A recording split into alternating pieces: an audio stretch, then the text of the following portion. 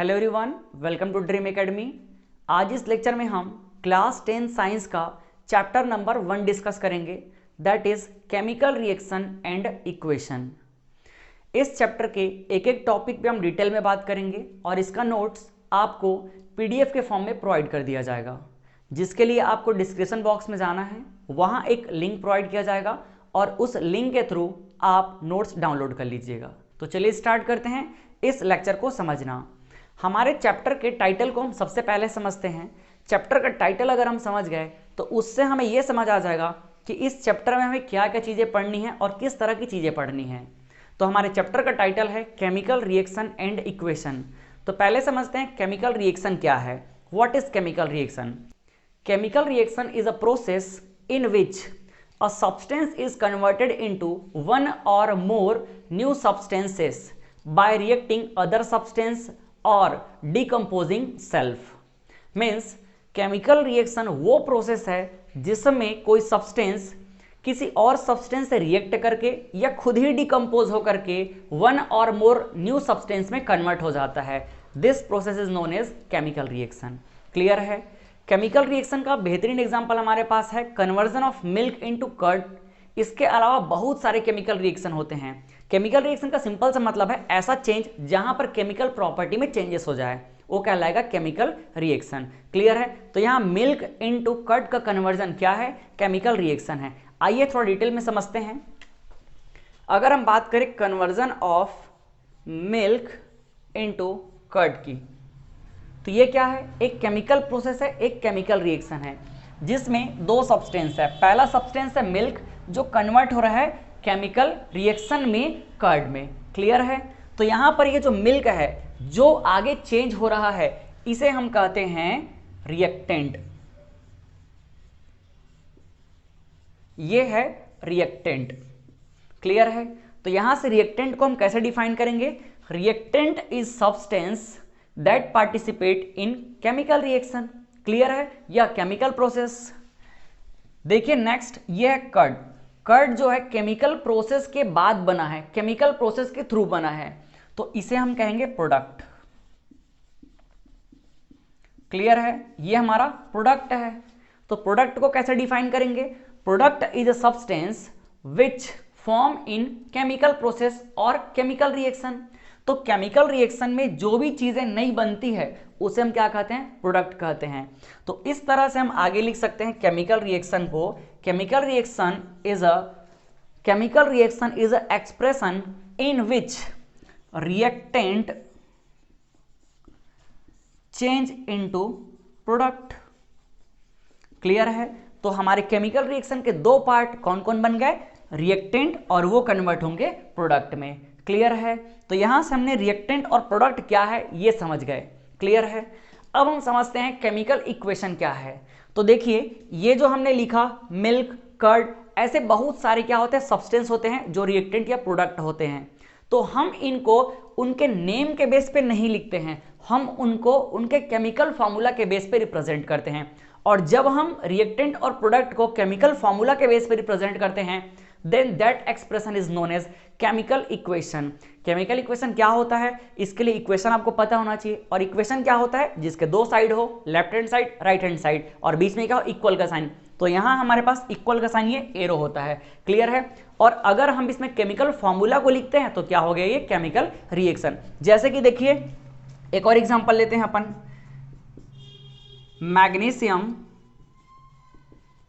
Magnesium में हम जब ऑक्सीजन मिक्स करेंगे, ऑक्सीजन ऐड करेंगे, तो ये कन्वर्ट होता है मैग्नीशियम ऑक्साइड में।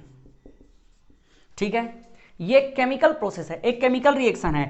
मैग्नीशियम में ऑक्सीजन ऐड करेंगे तो ये मैग्नीशियम ऑक्साइड में कन्वर्ट हो जाएगा। अब हम इसको इस तरह से नहीं लिखते हैं, इसको हम इसके केमिकल फार्मूला के बेस पे लिखते हैं। जैसे मैग्नीशियम किस फॉर्म में मिलता है, इसको कैसे रिप्रेजेंट करते हैं? इसको रिप्रेजेंट करते हैं Mg से।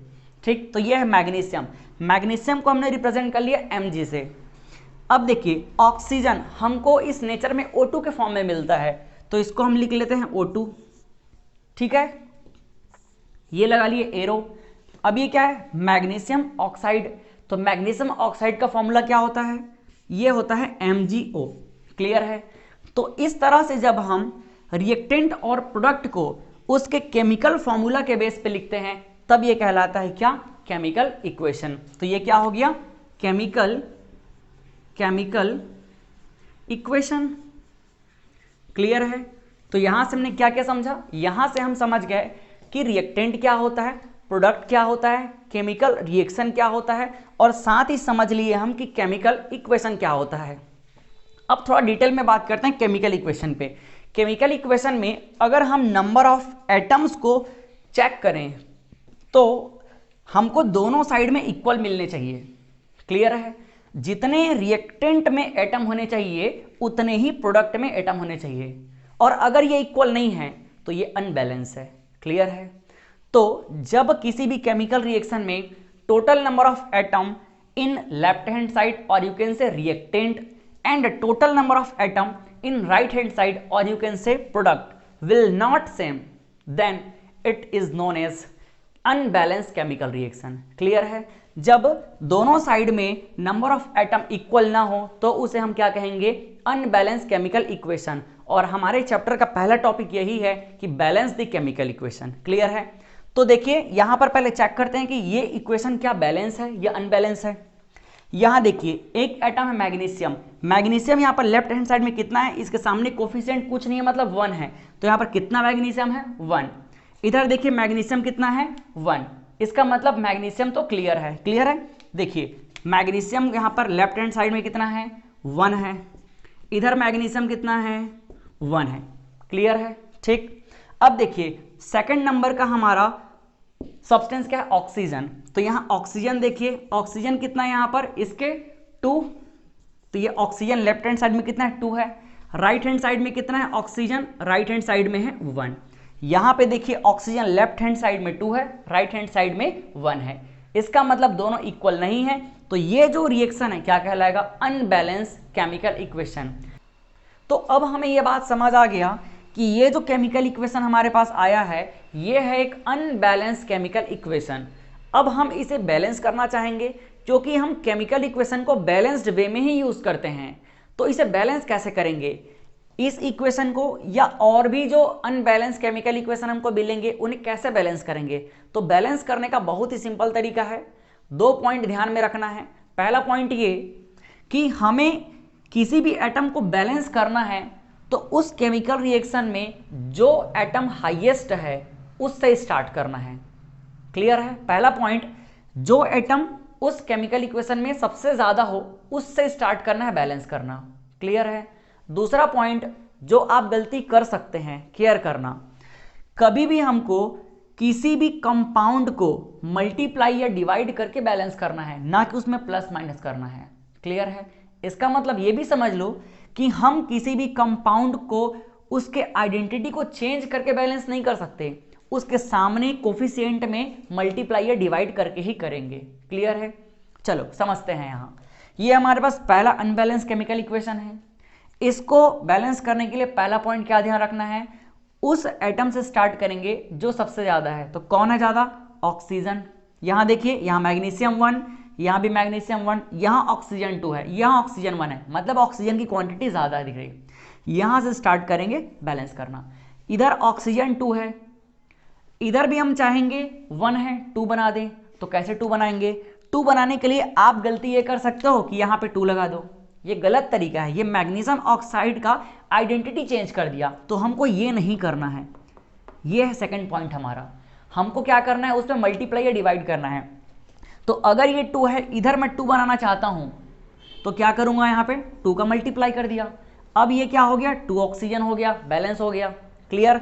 तो हमने जैसे ही ऑक्सीजन इसमें 2 मल्टीप्लाई किया, ऑक्सीजन देखो 2 हो गया, लेकिन साथ ही मैग्नीशियम भी तो 2 हो गया। क्लियर है? तो ये भी हमको केयर करना है कि जब हम एक एटम को बैलेंस कर रहे हैं तो बैलेंस करते समय क्या उसको बैलेंस करने की वजह से कोई और एटम अफेक्ट हुआ है। ठीक है? तो यहां हमने ऑक्सीजन को तो बैलेंस कर लिया, लेकिन उसके साथ में मैग्नीशियम है, तो देखो वो भी क्या हो गया? वो भी चेंज हो गया। तो अब यहां देख लो, यहां मैग्नीशियम कितना है? 2, सॉरी यहां कितना है? 1, और इधर कितना है? 2। तो यहां क्या कर दो? इधर भी 2 कर दो। अब देखो इसको जब हमने बैलेंस किया तो और कोई एटम अफेक्ट नहीं हुआ। इसका मतलब इधर मैग्नीशियम 2, इधर ऑक्सीजन 2, इधर भी मैग्नीशियम और ऑक्सीजन दोनों 2-2। तो इस तरह से हमने केमिकल इक्वेशन को बैलेंस कर लिया। क्लियर है? अब ये केमिकल इक्वेशन क्या बन गया? बैलेंस हो गया। क्लियर? तो चलिए कुछ और भी क्वेश्चन प्रैक्टिस कर लेते हैं। कुछ ऐसे क्वेश्चन जो आपके बोर्ड एग्जाम में आए हुए हैं उनका प्रैक्टिस करते हैं, ताकि ये चीजें हमको बिल्कुल उंगलियों में हमको बन जाए। क्लियर है? बिल्कुल विद इन अ सेकेंड। चलिए इसको नोट कर लीजिए, फिर स्टार्ट करते हैं हम बहुत सारे केमिकल इक्वेशन को बैलेंस करना। तो यहां पे बोर्ड पे कुछ अनबैलेंस केमिकल इक्वेशन लिखा गया है। इन केमिकल इक्वेशंस को हमको बैलेंस करना है। तो चलिए स्टार्ट करते हैं वन बाय वन बैलेंस करना। सबसे पहले देखते हैं क्वेश्चन नंबर फर्स्ट को। क्वेश्चन नंबर फर्स्ट है जिसमें नाइट्रोजन और हाइड्रोजन आपस में कंबाइन होकर अमोनिया बना रहे हैं। तो बैलेंस करने का तरीका हमने अभी सीखा है। पहले हमको देखना है कि जो एटम सबसे ज़्यादा है उसको पहले बैलेंस करेंगे। ठीक है? तो देखिए यहाँ पे नाइट्रोजन 2 है, हाइड्रोजन 2 है, इधर नाइट्रोजन 1 है, हाइड्रोजन 3 है। हाइड्रोजन को पहले बैलेंस करेंगे। देखिए लेफ्ट साइड में, सॉरी राइट साइड में हाइड्रोजन कितना है? 3 है। लेफ्ट साइड में कितना है? 2 है। अब इस 2 और 3 को इक्वल करना है। तो क्या करेंगे? एकदम कॉमन सा लॉजिक। देखिए यहाँ पे इस बॉक्स में थोड़ा सा कॉन्सेप्ट समझिएगा। ये मैंने लिख दिया इधर 2, इधर मैंने लिख दिया 3। अब बताओ इन दोनों में हम क्या करें कि दोनों क्या हो जाए? इक्वल हो जाए। दोनों प्राइम नंबर है, सिंपल सी बात है। इनका एलसीएम से हम लोग इक्वल करते हैं। तो एलसीएम में क्या होता है?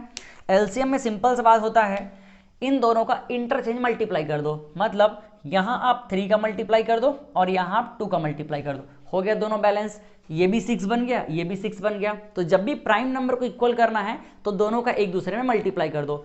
बस सिंपल सा काम यहाँ पे करना है। ये देखिए हाइड्रोजन 2 है, इधर 3 है। तो क्या करना है? इधर 3 का मल्टीप्लाई कर दिए और इधर पे 2 का मल्टीप्लाई कर दिए। क्लियर? हाइड्रोजन बैलेंस हो गया। लेकिन हाइड्रोजन को बैलेंस करते समय क्या कोई और एलिमेंट अनबैलेंस तो नहीं हुआ है? ये भी हमको देखना है। तो देखिए यहाँ पर तो हाइड्रोजन अकेले है तो कुछ भी अनबैलेंस नहीं होगा।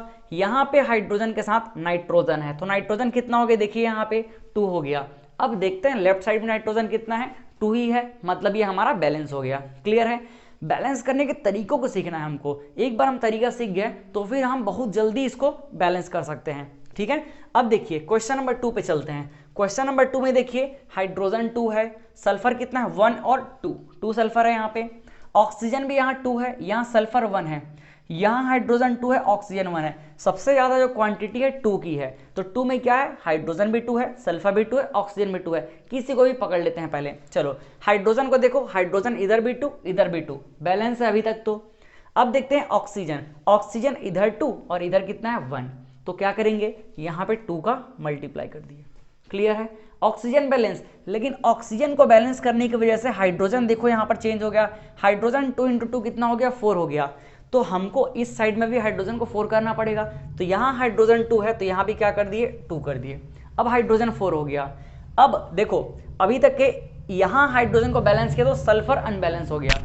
लेकिन ओवरऑल देखा जाए तो हाइड्रोजन और ऑक्सीजन दोनों बैलेंस हो गया। अब सल्फर को चेक कर लेते हैं। सल्फर इधर कितना है? 2 × 1, 2 सल्फर, और यहाँ 1, 3 सल्फर। इधर कितना सल्फर है? सिर्फ 1 है। तो यहाँ क्या करेंगे? 3 का मल्टीप्लाई कर दिए, सल्फर क्या हो गया? बैलेंस हो गया। तो क्वेश्चन नंबर 3 हमारे पास है KCl3 पोटेशियम क्लोरेट, और यहाँ पर ये बनाएगा पोटेशियम क्लोराइड और ऑक्सीजन। ठीक है? मैंने क्या बोला? सबसे पहले हमको ज़्यादा क्वांटिटी वाले एटम को बैलेंस करना है। ये इसका कोई हार्ड एंड फास्ट रूल नहीं है। बहुत सारे लोग एक और तरीके से करते हैं, जैसे कि मेटल नॉन मेटल के कॉन्सेप्ट से कर ले, लेकिन मैक्सिमम क्वेश्चन हमारे तरीके से सॉल्व हो जाएंगे। इसका कोई हार्ड एंड फास्ट रूल नहीं होता है, लेकिन इस तरीके से ज़्यादातर क्वेश्चन सॉल्व हो जाते हैं, इसीलिए हमको इसको फॉलो करेंगे।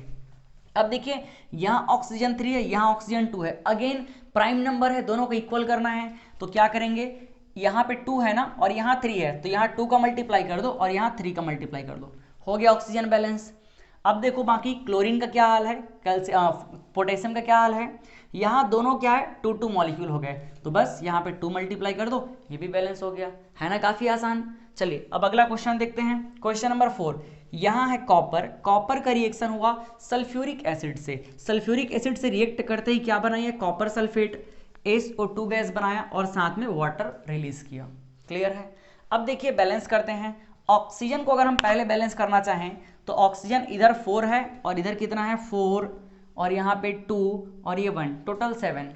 तो क्या करेंगे, यहाँ पे अब थोड़ा सल्फर को भी चेक कर लेते हैं। सल्फर कितना है, यहाँ 1 है, इधर कितना है 2 है। इसका मतलब 2 करने से कुछ बात बन रहा है, तो यहाँ पे क्या कर दो 2 का मल्टीप्लाई कर दो। क्लियर। सल्फर इस साइड देखो बैलेंस हो गया, ऑक्सीजन कितना हो गया 8 हो गया। इसका मतलब इधर 8 है इधर 7 है, जहां पे एक ऑक्सीजन होगा उसको डबल कर देंगे तो बात बन जाएगा। ठीक, तो ऑक्सीजन कहाँ पे डबल है, ऑक्सीजन कहाँ पे सिंगल है, यहाँ पे है। इसमें अगर मैं 2 का मल्टीप्लाई कर दिया तो देखो अब बात बन गया। अब क्या हो गया यहाँ पे ऑक्सीजन 4 2 और 2 8 हो गया। ठीक, ऑक्सीजन बैलेंस हो गया और क्या बैलेंस हो गया, सल्फर बैलेंस हो गया। अब देख लेते हैं हाइड्रोजन बैलेंस हुआ कि नहीं हुआ। इधर हाइड्रोजन 4 है, इधर हाइड्रोजन 4 है, हो गया बैलेंस। क्लियर है। चलो अब देखते हैं अगला क्वेश्चन, क्वेश्चन नंबर 5। ये क्वेश्चन 2011 में आया हुआ है, सीबीएसई के क्वेश्चन में आया हुआ है। चलिए इस क्वेश्चन को देखते हैं। यहाँ पे है FeSO4 ferrous sulphate. Ferrous sulphate यहाँ पर देखो Fe2O3 plus SO2SO3 gas release कर रहा है। क्लियर है। कैसे बैलेंस करेंगे, देखिए ऑक्सीजन को बैलेंस करने की कोशिश करते हैं। यहाँ पे ऑक्सीजन कितना है 4, इधर ऑक्सीजन कितना है, क्योंकि ऑक्सीजन हायर क्वांटिटी में है यहाँ पे। इधर 4 है, इधर 3 और 2 5, 5 और 3 8। इधर ऑक्सीजन 8 है, इधर 4 है। क्या करेंगे, इसको ट्वाइस कर देंगे, ऑक्सीजन बैलेंस हो गया। क्लियर। अब देख लेते हैं सल्फर और आयरन का क्या हाल चाल है। सल्फर यहाँ पे 2 है, इधर भी सल्फर 2 है, हो गया बैलेंस।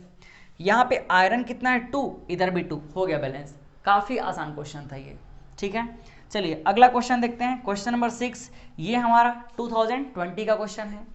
तो देखिए इसमें क्या है, ये है लेड नाइट्रेट, जो कि लेड बनाएगा, NO2 गैस बनाएगा और साथ में ऑक्सीजन गैस रिलीज करेगा। तो देखिए यहाँ पे कुछ चीज़ें समझ लेते हैं। इधर देखिए इसको समझते हैं नाइट्रेट को। यहाँ पर नाइट्रोजन कितना है 2, यहाँ ऑक्सीजन कितना है 3 × 2 6 ऑक्सीजन। क्लियर है। ऑक्सीजन को पहले फोकस कर लेते हैं। इधर ऑक्सीजन 2, इधर 2, 4 ऑक्सीजन, इधर 6 ऑक्सीजन। कैसे करेंगे फिर, अब हमको इधर भी 6 करना पड़ेगा। तो 6 करने के लिए क्या है, किसी भी एक में 2 का मल्टीप्लाई कर देते हैं। इसमें मल्टीप्लाई कर देंगे तो 2 × 2 4 और यहाँ पर 4 2 6। इधर भी करेंगे तो 2 2 4 और इधर 2 6। क्लियर है। अब बात यहीं पे है कि हमको इन दोनों में से किस में मल्टीप्लाई करना है, तो इसके लिए चेक कर लेते हैं, क्योंकि यहाँ पे नाइट्रोजन भी है ना, तो नाइट्रोजन को चेक कर लेते हैं। इधर नाइट्रोजन 2 है, इधर नाइट्रोजन 1 है। अगर मैं इसमें 2 का मल्टीप्लाई कर दिया तो देखो ऑक्सीजन कितना हो जाएगा 2 2 4 और 2 6। ऑक्सीजन तो बैलेंस हो ही गया, साथ में नाइट्रोजन भी बैलेंस हो गया, 2 नाइट्रोजन, इधर भी 2 नाइट्रोजन। क्लियर है। और हमारा यहाँ पे लेड तो एक ही है, तो इस तरह से सिर्फ एक बार 2 का मल्टीप्लाई किया यहाँ पे और हमारा इक्वेशन बैलेंस हो गया। क्लियर है। चलिए एक लास्ट क्वेश्चन है। क्वेश्चन तो बहुत सारे हम बना सकते हैं, बहुत सारे देख सकते हैं, लेकिन इससे हमको केमिकल इक्वेशन को कैसे बैलेंस करना है इसका आइडिया मिल गया। ठीक है, चलिए क्वेश्चन नंबर 7। ये क्वेश्चन जो है 2011 का क्वेश्चन है। यहाँ पे देखिए लेड नाइट्रेट फिर से है, इसमें पोटेशियम आयोडाइड का एडिशन किया गया, जिससे क्या बना पोटेशियम नाइट्रेट और साथ में लेड आयोडाइड बाहर निकल गया। क्लियर। अब देख लेते हैं क्या करना पड़ेगा।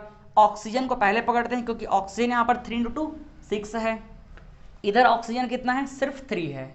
नाइट्रोजन को भी देख लो, नाइट्रोजन कितना है, मतलब पूरा ओवरऑल जो NO3 ग्रुप है इसी को देख लेते हैं। इधर NO3 ग्रुप कितना है 2 है और इधर NO3 ग्रुप कितना है 1 है।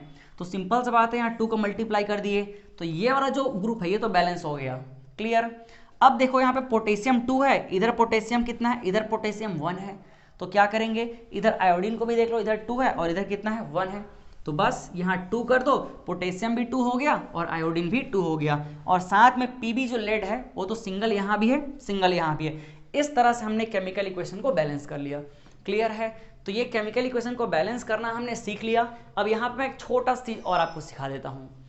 इनमें अगर हम फिजिकल स्टेट को रिप्रेजेंट करना चाहते हैं, जो कि किसी भी केमिकल इक्वेशन में करना ही होता है, किसी भी केमिकल इक्वेशन में अगर हमको इन सब्सटेंस को बताना है कि कौन लिक्विड है, कौन गैस है, कौन सॉलिड है और कौन एक्वस फॉर्म में है, तो कैसे रिप्रेजेंट करेंगे। देखिए इधर साइड में मैं लिखता हूँ, यहाँ पे थोड़ा समझिएगा। अगर हम सॉलिड लिक्विड गैस स्टेट को रिप्रेजेंट करना चाहते हैं किसी भी सब्सटेंस का, तो क्या करेंगे। अगर कोई सब्सटेंस फर्स्ट सॉलिड स्टेट में है तो सिंपली वहां पे हम S लिख देंगे। ठीक। अगर वो लिक्विड स्टेट में है तो उसमें हम क्या लिख देंगे, L लिख देंगे, इस तरह से ब्रैकेट में। थर्ड स्टेट हो सकता है वो गैस में हो, तो अगर वो सब्सटेंस गैसेस स्टेट में हो तो क्या करेंगे, जी लिख देंगे। और फोर्थ एक्वस में हो, एक्वस का मतलब क्या होता है, ऐसा सॉल्यूशन जिसमें water as a solvent use हो, जैसे कि शुगर वाटर, तो शुगर थोड़ा रहेगा उसमें वाटर ज़्यादा रहेगा, तो वहाँ पर शुगर क्या हो गया, सॉल्यूट हो गया, और वाटर क्या हो गया, सॉल्वेंट। मोस्टली एसिड में आपको ऐसा देखने को मिलेगा, जैसे H2SO4 एक्वस सॉल्यूशन, उसमें एसिड थोड़ा रहेगा वाटर ज़्यादा रहेगा, तो ऐसे सॉल्यूशन जहाँ पर water as a solvent use होता है उसे हम बोलते हैं एक्वस सॉल्यूशन। तो अगर एक्वस फॉर्म में है तो एक्वस फॉर्म को हम कैसे रिप्रेजेंट करेंगे, सिंपली AQ लिख करके। क्लियर है, तो इस तरह से हम रिप्रेजेंट करते हैं। जैसे एक आध केमिकल इक्वेशन में देख लेते हैं। यहाँ अगर हम बात करें तो नाइट्रोजन गैस के फॉर्म में होता है, तो यहाँ पर ये जी लिख दिए हम, ठीक। यहाँ पर जो हाइड्रोजन है ये भी गैस के फॉर्म में होता है, तो यहाँ भी जी लिख दिए हम। यहाँ पे अगर हम देखें अमोनिया ये भी गैस होता है, तो यहाँ भी जी लिख दिए। क्लियर है। और किसी इक्वेशन में बात कर लेते हैं। चलो, जैसे मैं यहाँ पे अगर बात करना चाहूँ तो यहाँ देखो कॉपर जो होता है ये सॉलिड फॉर्म में होता है, तो यहाँ एस लिख दिए। H2SO4 इसमें वाटर गैस सॉल्वेंट यूज होता है, तो यहाँ पर हम लिख देंगे एक्वस। क्लियर है, इससे हमको समझ आ गया कि जो H2SO4 एसिड है इसमें वाटर ज़्यादा प्रेजेंट है। कॉपर सल्फेट, अब ये भी क्या हो जाएगा, सल्फेट, इसका एक्वस सॉल्यूशन बन जाएगा। यहाँ पे आप देख लीजिए SO2 ये गैसियस फॉर्म में होगा, और अगर वाटर की बात करें तो वाटर तो किस फॉर्म में होगा, लिक्विड फॉर्म में होगा। क्लियर है। इस तरह से हमने बैलेंस करने के साथ साथ फिजिकल स्टेट को कैसे रिप्रेजेंट करेंगे ये भी सीख लिए। ठीक है, तो हमारे इस वीडियो में हमको देखना है different types of chemical reaction. Different types of chemical reaction में हमारा पहला केमिकल रिएक्शन होता है कॉम्बिनेशन रिएक्शन। तो चलिए देखते हैं। फर्स्ट हमारा है कॉम्बिनेशन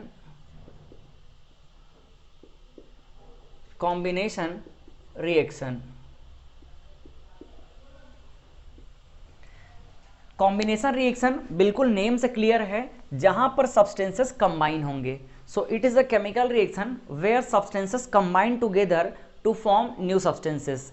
जब सब्सटेंसेस आपस में कंबाइन होकर के न्यू सब्सटेंस फॉर्म करे तो इस टाइप के केमिकल रिएक्शन को हम कहेंगे कॉम्बिनेशन रिएक्शन।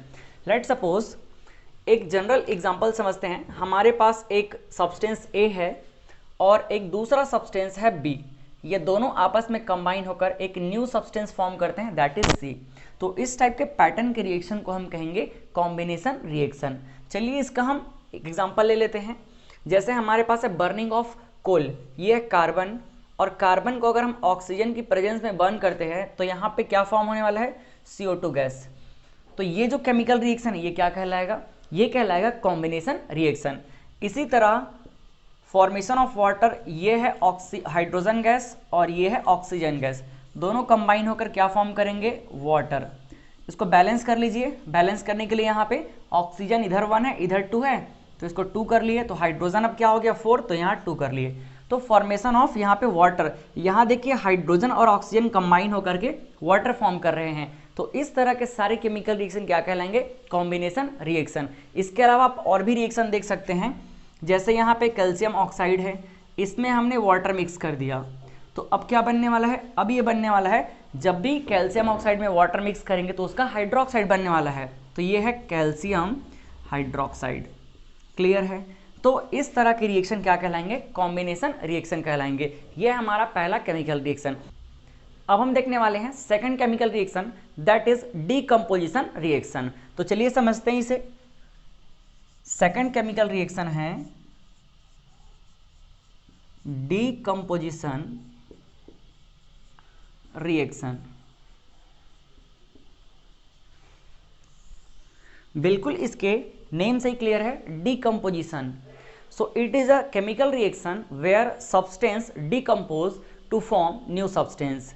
जब किसी केमिकल रिएक्शन में सब्सटेंस ब्रेक होकर डीकंपोज होकर नया सब्सटेंस फॉर्म करे तो इस टाइप के केमिकल रिएक्शन को हम डीकंपोजिशन रिएक्शन कहते हैं। जैसे लेट सपोज हमारे पास कोई सब्सटेंस A है और ये ब्रेक हो गया दो नए सब्सटेंस में B और C में, तो इस टाइप के पैटर्न के केमिकल रिएक्शन को हम डीकंपोजिशन रिएक्शन कहेंगे। यहाँ पे डीकंपोज होने के अलग अलग कॉज हो सकते हैं, अलग अलग रीज़न हो सकते हैं। तो कुछ कॉज हम देखते हैं जो आपके एग्जाम में पूछे भी जाते हैं। तो इसका जो पहला कॉज होगा इसको मैं यहाँ से सेपरेट कर देता हूँ। इसका जो सबसे पहला कॉज हमको देखने को मिलता है वो है due to thermal effect. Due to thermal effect मतलब सीधी सी बात है heat. Due to thermal effect या फिर हीट, जब हम सब्सटेंस को हीट करेंगे, थर्मल इफेक्ट प्रोवाइड करेंगे, तब वो ब्रेक हो जाएगा। जैसे कि ये हमारे पास है कैल्शियम कार्बोनेट। जब हम कैल्शियम कार्बोनेट को हीट करेंगे तो ये कैल्शियम ऑक्साइड और साथ में CO2 गैस में ब्रेक हो जाएगा। तो इस टाइप के केमिकल रिएक्शन को हम कहेंगे डीकम्पोजिशन केमिकल रिएक्शन, और यहाँ पर कॉज क्या है? Thermal effect. हीट करने पे ये ब्रेक हुआ, जिसको हम इस सिंबल से रिप्रेजेंट कर सकते हैं। आप चाहें तो और भी बहुत सारे रिएक्शन इस तरह के देख सकते हैं, जैसे जिंक कार्बोनेट को भी इस कैटेगरी में रख सकते हैं, ZnCO3। यहाँ भी इसको हीट करेंगे तो ये जिंक ऑक्साइड और साथ में CO2 गैस में ब्रेक हो जाएगा। क्लियर है? तो ये तो था पहला कॉज। सेकंड कॉज की अगर हम बात करें तो सेकंड कॉज है due to electric current. Due to electric current, चलिए अच्छे से लिख देता हूँ मैं यहाँ पे, ड्यू टू इलेक्ट्रिक करंट। इसको हम लोग इलेक्ट्रोलिसिस भी कहते हैं। तो यहाँ पे देखिए इसका एग्जांपल, सबसे बेस्ट एग्जांपल है वाटर। वाटर में जब हम इलेक्ट्रिक सप्लाई देंगे तो ये H2 और O2 गैस में ब्रेक हो जाएगा। देखिए यहाँ पे ये हमने इलेक्ट्रिक करंट प्रोवाइड किया वाटर में, तो यहाँ पे ये H2 और O2 गैस में ब्रेक हो जाएगा। बैलेंस कर लेते हैं, बैलेंस करने के लिए इसको 2 कर लीजिए तो यहाँ पर भी 2 हो जाएगा। इसी तरह अगर आप NaCl के एक्वस सॉल्यूशन को भी ब्रेक करेंगे, जैसे कि ले लेते हैं एग्जांपल अपन NaCl, इसका मान लीजिए एक्वस सॉल्यूशन हमारे पास, इसको हम ब्रेक करेंगे, या इसका लिक्विड सॉल्यूशन हम मान लेते हैं, तो इसको जब हम हीट नहीं देंगे, इसको इलेक्ट्रिक करंट प्रोवाइड करेंगे, तो यहाँ पे क्या हो जाएगा, ये सोडियम अलग से बाहर निकल जाएगा और साथ में Cl2 गैस रिलीज हो जाएगा। क्लियर है? तो यहाँ पर Na हमको सॉलिड के फॉर्म में मिल जाएगा। बैलेंस कर लीजिए, यहाँ पर Cl है, यहाँ Cl2 है, इसका सीधा सा मतलब ये 2 हो जाएगा, और यहाँ भी बैलेंस हो गया, 2 हो गया। तो इस तरह से हमने देखा कि थर्मल इफेक्ट की वजह से यहाँ पर ब्रेक डाउन हो रहा है, डिकम्पोजिशन हो रहा है। यहाँ इलेक्ट्रिक करंट की वजह से भी क्या हो रहा है? डिकम्पोजिशन हो रहा है। कभी कभी एग्जाम में पर्टिकुलर एग्जाम्पल के थ्रू आपको एक्सप्लेन करने के लिए बोल दिया जाता है, तो इसको आप ध्यान में रखिए। एक थर्ड रीजन आता है ड्यू टू लाइट। थर्ड हमारा रीजन बनेगा यहाँ से ड्यू टू लाइट। इसे हम फोटोकेमिकल इफेक्ट भी कह सकते हैं, फोटोकेमिकल। ठीक है? तो इसका एग्जांपल हमारे पास क्या है? इसका एक एग्जांपल ले लेते हैं। ये हमारे पास है सिल्वर क्लोराइड। सिल्वर क्लोराइड को अगर हम सनलाइट की प्रेजेंस में देखें तो ब्रेक डाउन हो जाता है। सनलाइट को हम सिंपल सा H से रिप्रेजेंट कर सकते हैं, अल्ट्रावायलेट। अब यहाँ पे देखिए AgCl जो है सिल्वर क्लोराइड, ये सिल्वर और साथ ही क्लोरीन गैस में ब्रेक हो जाता है। तो यहाँ पर ये बैलेंस कर लेते हैं, Cl2 है तो यहाँ भी 2 लेना पड़ेगा, और यहाँ पर Ag2 हो गया तो इसको भी 2 कर लेते हैं।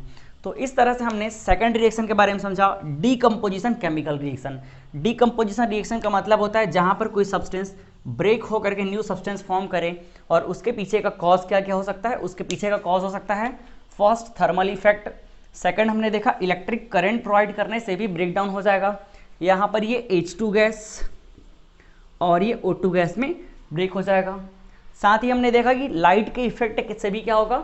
लाइट के इफेक्ट से भी यहाँ पर ब्रेक डाउन होगा। इसी में एक एग्जांपल और भी ले सकते हैं AgBr का, उसमें भी Ag और Br में ब्रेक हो जाएगा। तो इस तरह से हमने 2 केमिकल रिएक्शन समझा।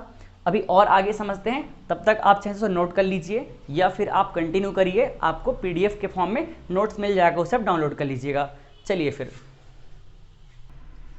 अब हम देखते हैं third chemical reaction, that is displacement reaction. तो चलिए समझते हैं।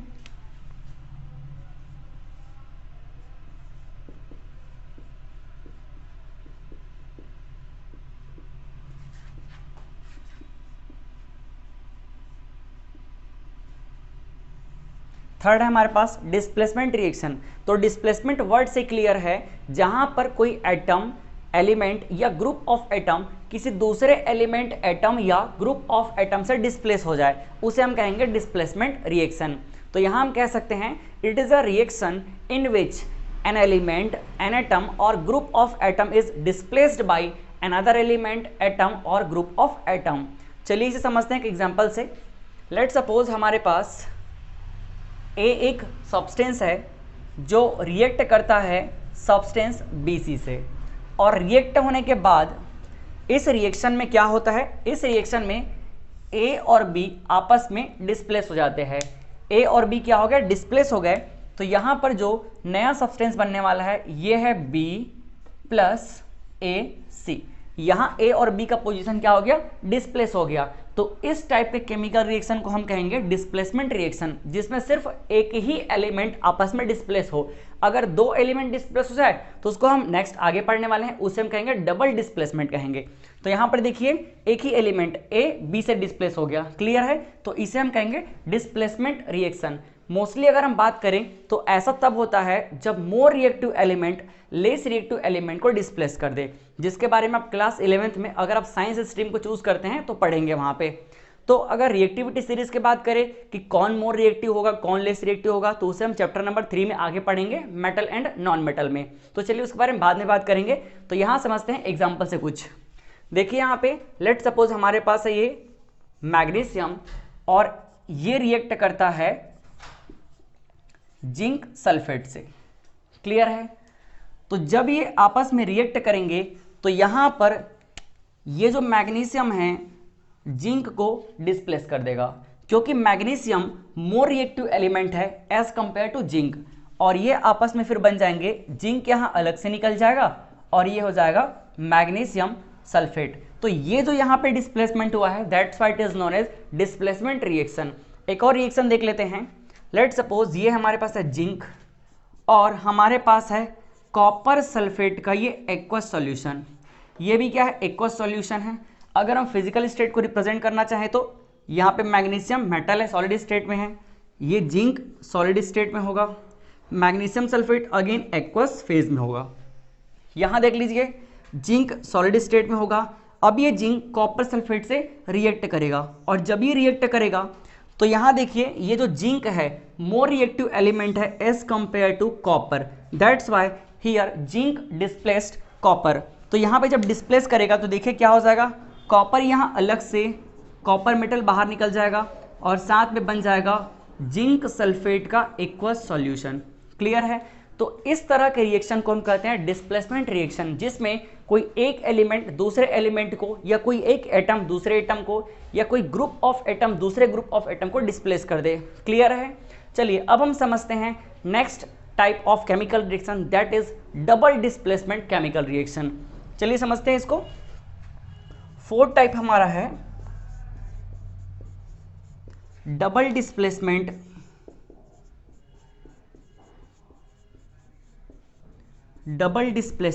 Reaction.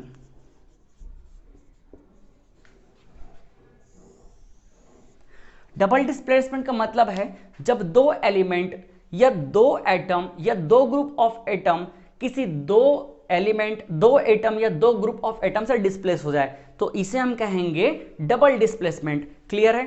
So when two element, two atom और two group of atom displaced by other two element or two atom or two group of atom, then this type of reaction is known as double displacement reaction। चलिए समझते हैं इसको भी। Let suppose हमारे पास एक example है, ये है सोडियम सल्फेट और ये रिएक्ट करेगा बेरियम क्लोराइड से।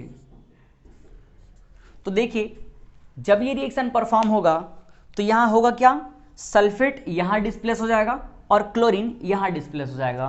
तो यहां फाइनली क्या बनने वाला है, देखिए यहां बनने वाला है क्लोरीन, इधर जब सोडियम का डिस्प्लेस हो जाएगा तो ये हो जाएगा सोडियम क्लोराइड, और जब सल्फेट यहां बेरियम के पास चला जाएगा तो ये क्या बन जाएगा, बेरियम सल्फेट, क्लियर है। यहां क्लोरीन 2 है, यहां पर सोडियम भी 2 है, तो यहां क्या लगा दिए हम 2, क्लियर है। आई थिंक आपको ये तो जरूर क्लियर होगा कि ये जो एलिमेंट है आपस में कैसे कंबाइन होकर कंपाउंड बना रहे हैं, क्योंकि आप क्लास 9th में इसके बेसिक पढ़ चुके होंगे कि कंपाउंड कैसे कंबाइन होते हैं।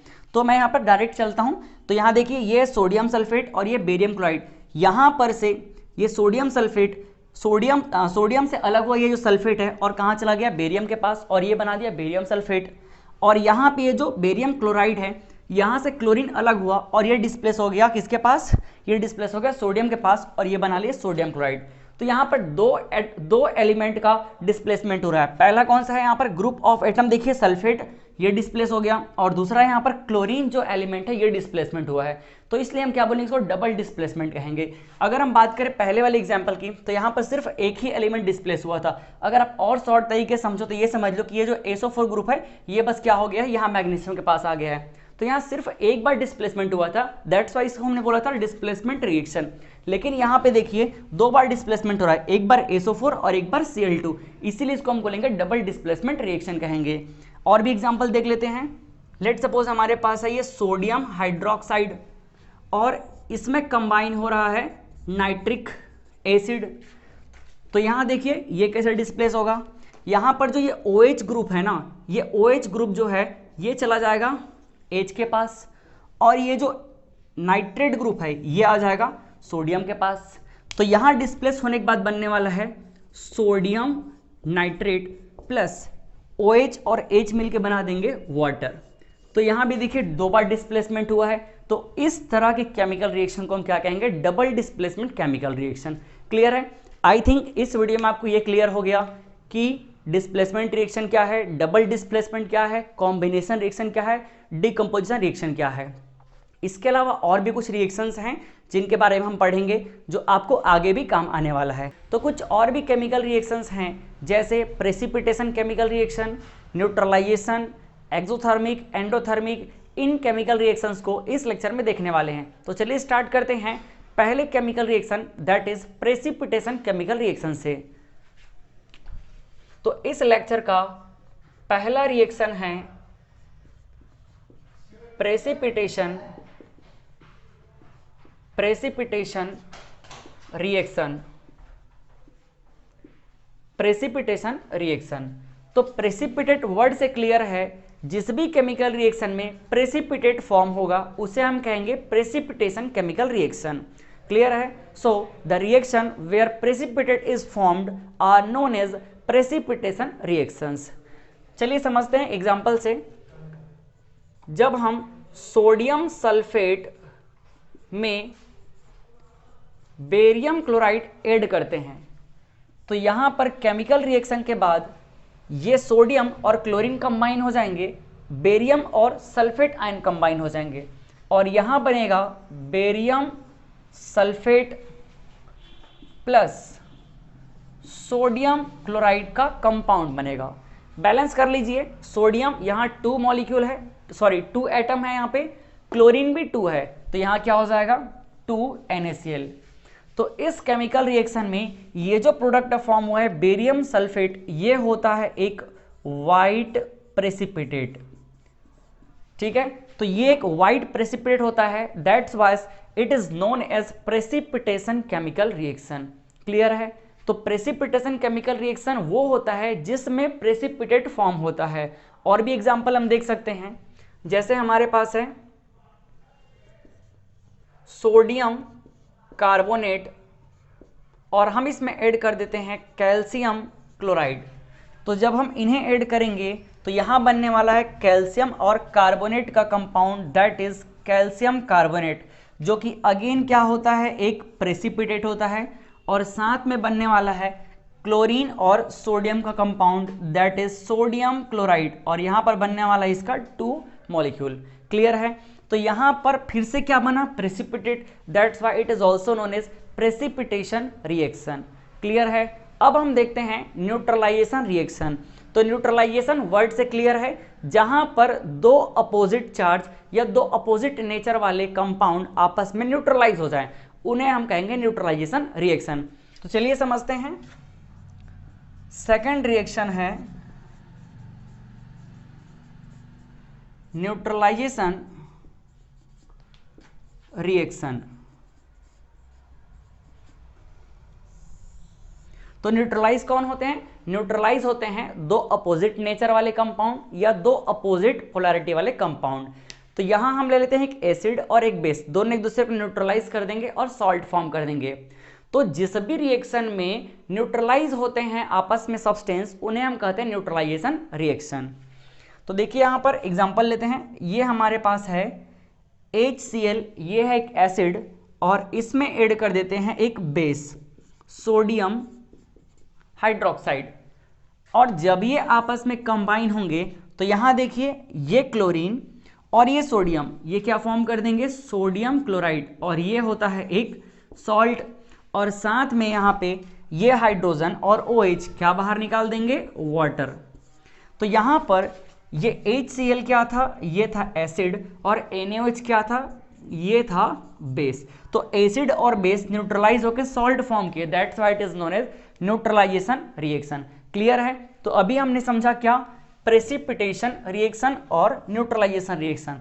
अब हम समझते हैं एक्सोथर्मिक एंड एंडोथर्मिक रिएक्शन। तब तक आप इसे नोट कर लीजिए या फिर PDF से आप इसको नोट कर लीजिएगा। चलिए अब हम देखते हैं एक्सोथर्मिक और एंडोथर्मिक केमिकल रिएक्शन। तो फर्स्ट बात कर लेते हैं एक्सोथर्मिक की।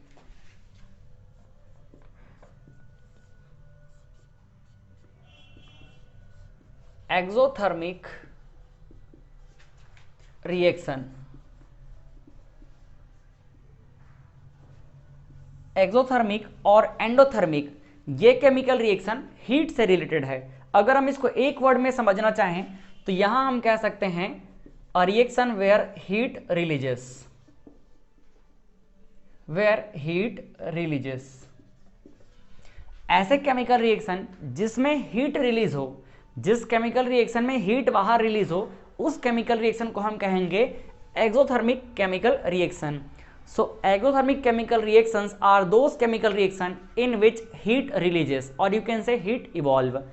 Let's suppose हमारे पास सब्सटेंस A है जो सब्सटेंस B से रिएक्ट करता है और ये बनाता है प्रोडक्ट C एंड D, साथ ही ये हीट Q भी रिलीज करता है। ये हीट Q भी क्या कर रहा है, बाहर रिलीज कर रहा है। तो इस टाइप के केमिकल रिएक्शन को हम कहेंगे एक्सोथर्मिक केमिकल रिएक्शन। इसके कुछ प्रैक्टिकल एग्जांपल ले लेते हैं हम।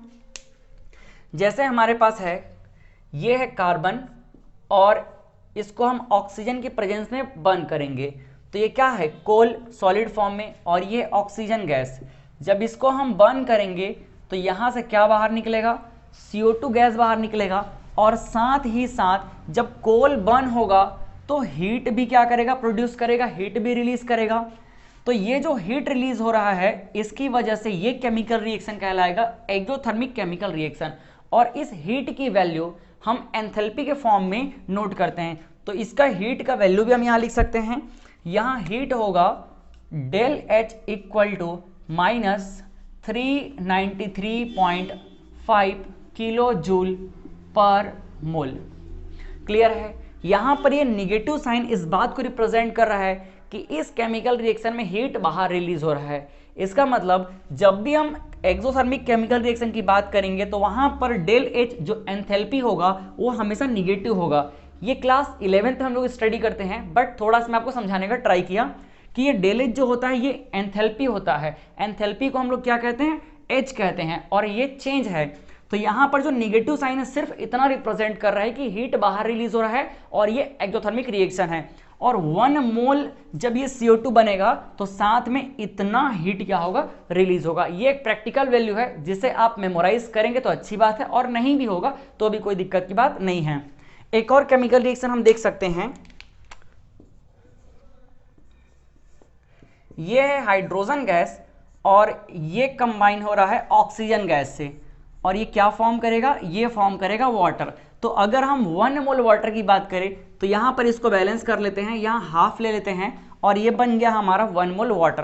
तो जब ये वाटर फॉर्म होगा तो यहाँ भी क्या होगा, यहाँ भी हीट रिलीज होगा।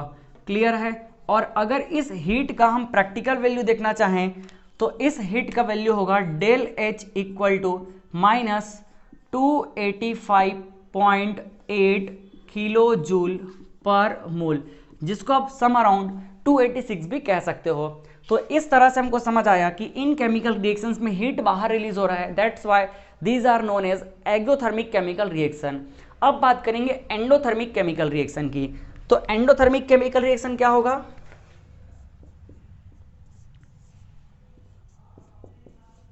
Endothermic reaction. तो सिंपल वर्ड में अगर बोले तो यहां हम लिख सकते हैं where heat absorb. So it is a chemical reaction where heat is absorb. जिस भी केमिकल रिएक्शन में हीट एब्जॉर्ब होगा उन्हें हम कहेंगे एंडोथर्मिक केमिकल रिएक्शन। चलिए इसका एग्जांपल देख लेते हैं। लेट सपोज हमारे पास कोई सब्सटेंस ए है जो कंबाइन हो रहा है बी से, और साथ में इनको कंबाइन करने के लिए हीट प्रोवाइड किया जा रहा है। हीट प्रोवाइड किया जा रहा है इस केमिकल रिएक्शन में, मतलब ये सब्सटेंस क्या कर रहे हैं, हीट को गेन कर रहे हैं, और गेन करने के बाद ये सी और डी प्रोडक्ट फॉर्म कर रहे हैं। तो इस कंडीशन में इस रिएक्शन को हम कहेंगे एंडोथर्मिक केमिकल रिएक्शन। जैसे एग्जांपल देख लेते हैं, हमारे पास है ये नाइट्रोजन गैस और ऑक्सीजन गैस, ये दोनों कंबाइन हो रहे हैं, लेकिन कब कंबाइन होंगे, जब हम इसको हीट देंगे, क्यू देंगे तब। और साथ में क्या बनाएंगे, ये एनो प्रोडक्ट बना देंगे, नाइट्रोजन मोनोऑक्साइड। तो कितना मोल बनाएंगे ये 2, बैलेंस कर लेते हैं। क्लियर है।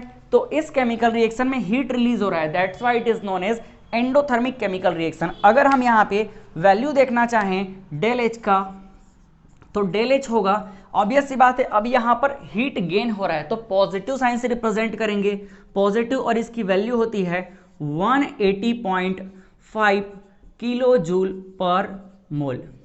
क्लियर है। नेक्स्ट एक और केमिकल रिएक्शन हम देख लेते हैं। ये है केमिकल रिएक्शन ए और इसको मैं कह देता हूँ बी। तो नेक्स्ट हमारे पास होगा, ये है कार्बन और इसमें हम ऐड करते हैं सल्फर, और सल्फर से ऐड होकर के कार्बन बनाएगा कार्बन सल्फाइड। क्लियर है। लेकिन साथ ही ये क्या करेगा, ये हीट को भी गेन करेगा, इसको हीट गेन करने के बाद ही रिएक्शन परफॉर्म करेगा। यहां देखिए बैलेंस कर लीजिए, यहां 2 है तो यहां भी 2 लिख लेते हैं। तो ये हमारा कार्बन और सल्फर मिलके बनाए कार्बन डाइसल्फाइड, या कार्बन सल्फाइड भी कह सकते हैं। लेकिन साथ ही इंपॉर्टेंट बात जो है, यहां देखिए दोनों में हीट गेन हो रहा है, that's why it is known as endothermic chemical reaction. और यहां पर अगर इसके वैल्यू की बात करें तो ये होगा del H equal to positive value के साथ 92 kilo joule per mole. Clear है। अगर ये वैल्यूज आपको याद है तो काफी अच्छी बात है, नहीं है तो भी कोई दिक्कत की बात नहीं है। आपको रिएक्शन पता होना चाहिए और इन रिएक्शन में आप हीट को दिखा दीजिए क्यू के फॉर्म में। तो इस तरह से हमने समझा कि एक्सोथर्मिक और एंडोथर्मिक केमिकल रिएक्शन क्या होता है। इस लेक्चर में हम देखने वाले हैं ऑक्सीडेशन एंड रिडक्शन। तो ये जो सेम टॉपिक है ऑक्सीडेशन एंड रिडक्शन, ये आपके क्लास 11th में केमिस्ट्री का भी पार्ट है। तो अगर आप क्लास 11th के लिए साइंस स्ट्रीम को चूज करते हैं तो डेफिनेटली आपको वहां पे समझने में हेल्प मिलेगा। आप यहां से एक बार समझ के चलते हैं तो बिल्कुल आपको वहां पे और समझने की कोई जरूरत ही नहीं है, आपके दिमाग में ऐसे ही रहेगा। तो चलिए हम इस टॉपिक को आज डिटेल में देखते हैं, काफी अच्छे तरीके से पढ़ने वाले हैं, आपको एक बार में ये चीजें आपके दिमाग में आ जाएंगी। तो चलिए समझते हैं oxidation and reduction. Oxidation and reduction को हम 2 कॉन्सेप्ट से समझते हैं। पहला कॉन्सेप्ट है इसका ओल्ड कॉन्सेप्ट, जिन्हें हम कहते हैं क्लासिकल कॉन्सेप्ट, और एक्चुअल में आपके सिलेबस में क्लासिकल कॉन्सेप्ट ही मेंशन है, बस इसी को हमको देखना है। बट थोड़ा सा हमको एक्स्ट्रा और देखना है जो हमें आगे भी हेल्प करेगा, वो है मॉडर्न कॉन्सेप्ट, जिसे हम कहते हैं इलेक्ट्रॉनिक कॉन्सेप्ट। तो पहले हम बात कर लेते हैं क्लासिकल कॉन्सेप्ट के अकॉर्डिंग ऑक्सीडेशन रिडक्शन क्या होता है। तो फर्स्ट हम बात कर लेते हैं oxidation and reduction on the basis of first classical concepts. Classical concepts जिन्हें हम कहते हैं ओल्ड कॉन्सेप्ट। क्लासिकल कॉन्सेप्ट के अकॉर्डिंग ऑक्सीडेशन क्या होता है। Oxidation is a process where gain of oxygen और removal of hydrogen is occur. तो पहले हम बात कर लेते हैं oxidation.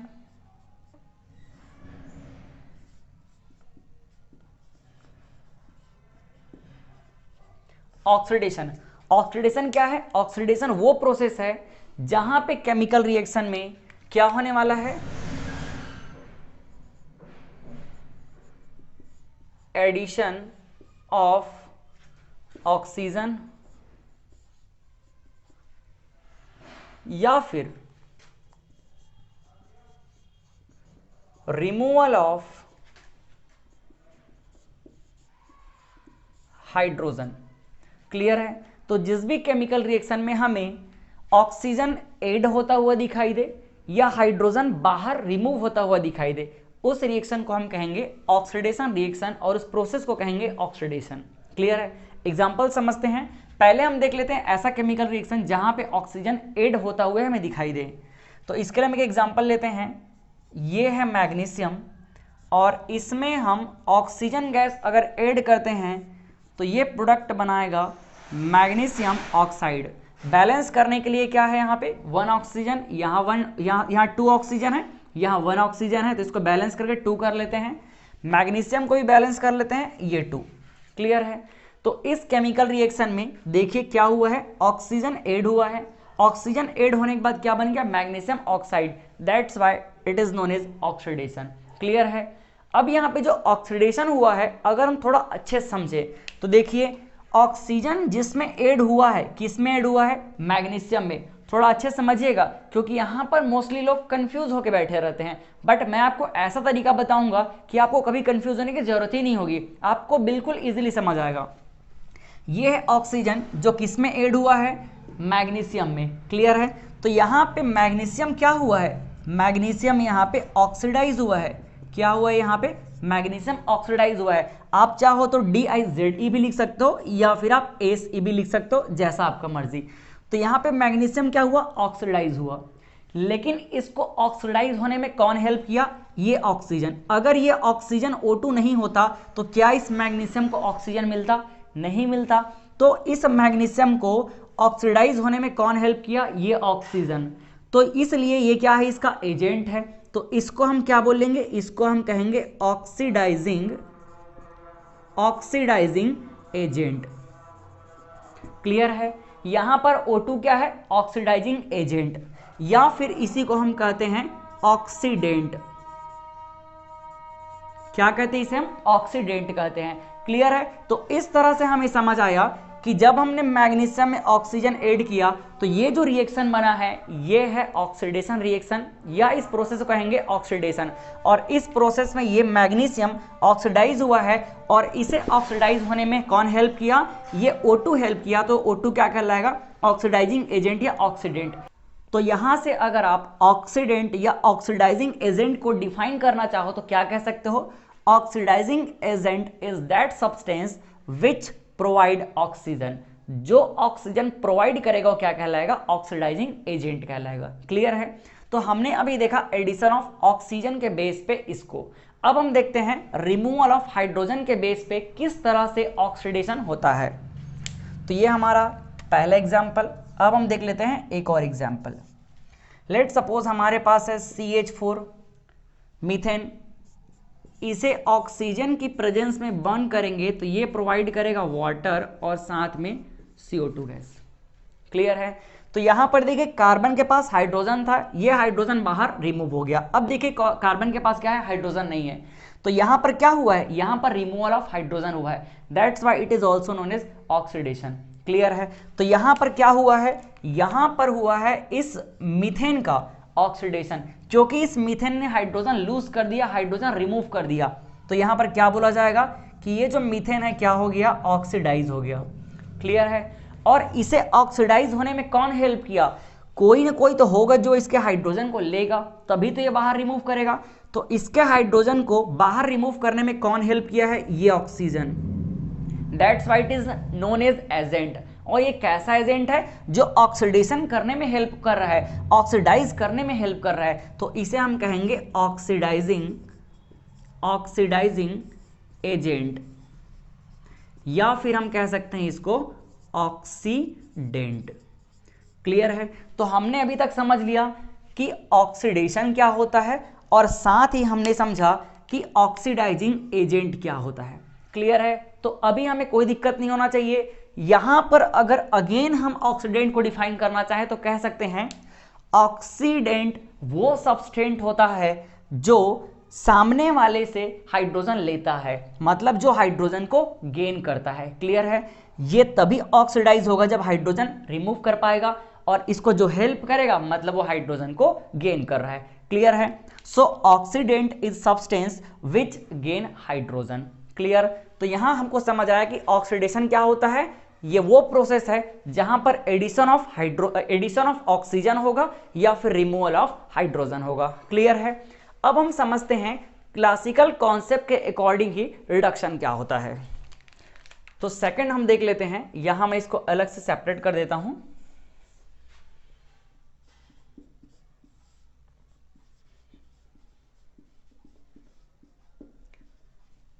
Reduction, so reduction is a process where addition of hydrogen or removal of oxygen happen।